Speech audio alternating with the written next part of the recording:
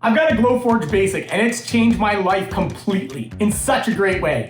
Hey everyone, I'm Darryl from Spin Customs. And you can find me by going to @SpinCustoms on Facebook or Instagram. I also run an amazing Facebook group called Glowforge World.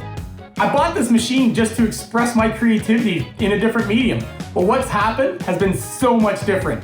I created my first design and I posted it on my Facebook page, and I had no intention of selling product, but friends wanted it, and then friends of friends wanted it. I truly never thought that I would be able to make a profitable business using my Glowforge, but I have. And every day I get amazing stories of other people selling products and making a living with their Glowforge as well. And I find it so rewarding being a part of that. So let's get into it. I'm going to be printing it on proof grade walnut from Glowforge. It's going to take about 12 minutes or so to print. I actually paid this machine off in the first 2.5 weeks of owning it, just with this one design.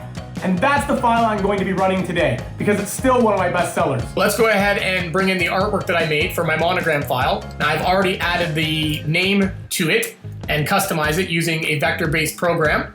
Now you'll notice that Glowforge has read the barcode here, and it's already chosen thick walnut plywood for me. So the settings are already preset for me because of this proof grade material. All I gotta do is position the artwork where I want it.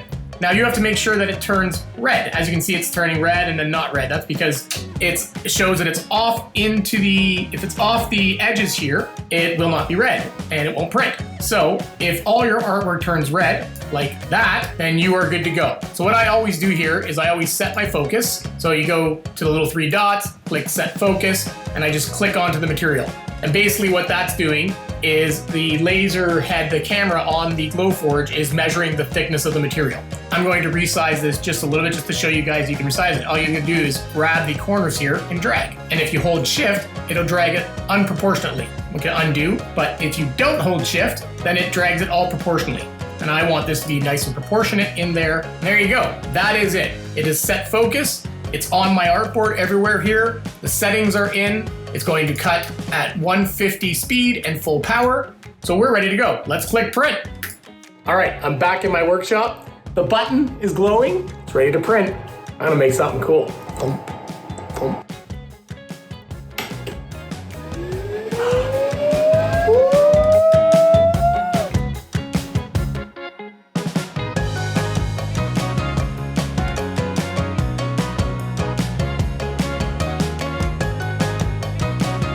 Are you ready? The big reveal.